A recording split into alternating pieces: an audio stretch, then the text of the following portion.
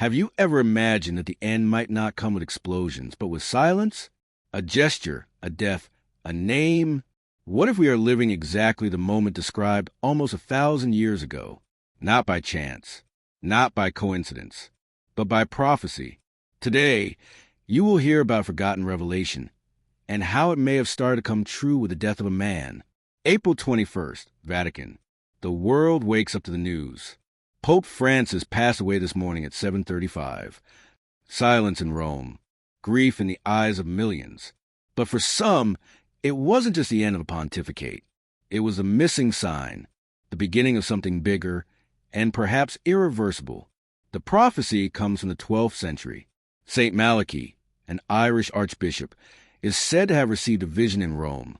According to him, each future pope will be described by an enigmatic motto, 112 phrases, a list that began with Celestine II and ended with a name, Peter the Roman, the final shepherd, the last before the judgment.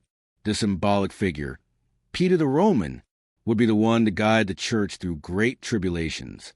After him, according to prophecy, there would be no other. Rome would fall, the judgment would begin, and the world would never be the same. But who is Peter the Roman? Pope Francis's name is not Peter. He was born in Argentina, not in Rome. So, why do so many claim he is the last on the list? The answer lies in the symbols. Francisco chose his name in honor of Saint Francis of Assisi, whose baptismal name was Giovanni di Pietro, meaning son of Peter. And as Bishop of Rome, he is, by definition, Peter the Roman, the shepherd of the 7 hills. And there's more. His election was surrounded by unique events. The first Jesuit pope, the first Latin American pope, the first non-European in more than 12 centuries. Signs of rupture, signs of a new time. During his pontificate, the world spiraled. Global crises, wars, pandemics, internal scandals, and faith silently dissolving. Francisco tried to bring the church closer to the poor, but he faced fierce resistance among conservatives.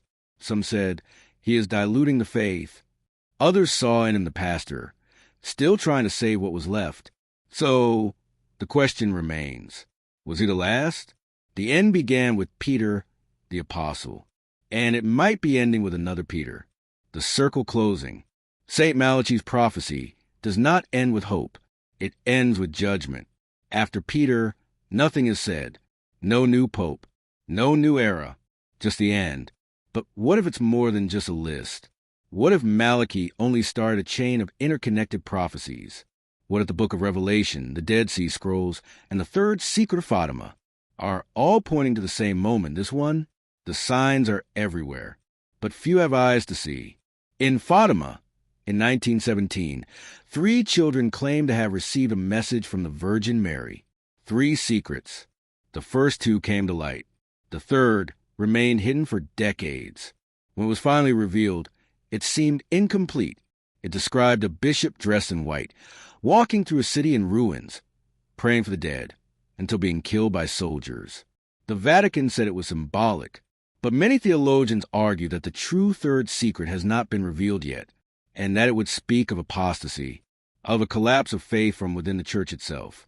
In Revelation, chapter 13, the beast rising from the sea is described, a political and religious figure who conquers the world with smooth words but dark intentions, and by its side a false prophet. 2 forces working together to deceive even the elect. Is it a coincidence that in recent years, the world has seen leaders coming together in the name of peace, but growing increasingly distant from the truth? Jesus said, "When you see the abomination of desolation in the holy place, flee." Matthew 24, verse 15. What would this abomination be? Some believe it is a distortion of doctrine. Others, the infiltration of false teachers. But in all cases, the warning is clear. There will be a time of spiritual confusion so great that truth will be rare, and deception seductive. And now, with the throne of Peter empty, who will take it? Will it be a man of faith, or a link in the chain of the final fall? Will the next pope be the one to guide in times of purification, or the one to seal the division?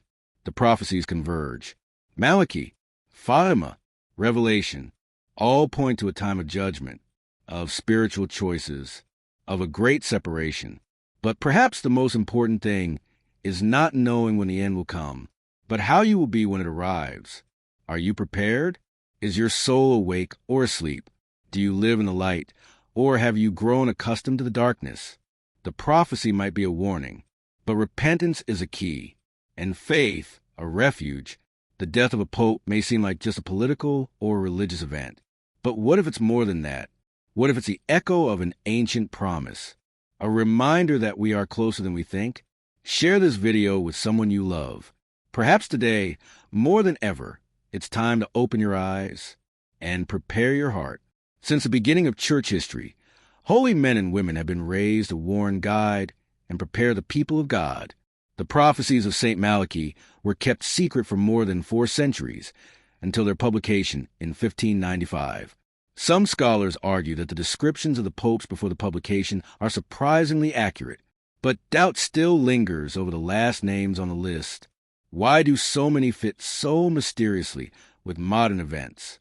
Among recent popes, each motto seems to carry a silent mark.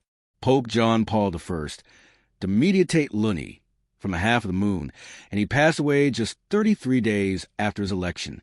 Pope John Paul II, de labor solis, from the labor of the sun, born and died in solar eclipses. Pope Benedict XVI, glory of the olive, linked to the Olivetan order. And now, Pope Francis, Peter the Roman, the last in line. It could be a coincidence, or it could be a calling. Throughout human history, the signs have always been present, but the difference has never been in the skies, but in the hearts that know how to see. It's not about fearing the end. It's about preparing for the beginning of something eternal. Because for those who live in faith, the end is just the last page before eternity. Share this video with someone you love. Perhaps today, more than ever, it's time to open your eyes and prepare your heart.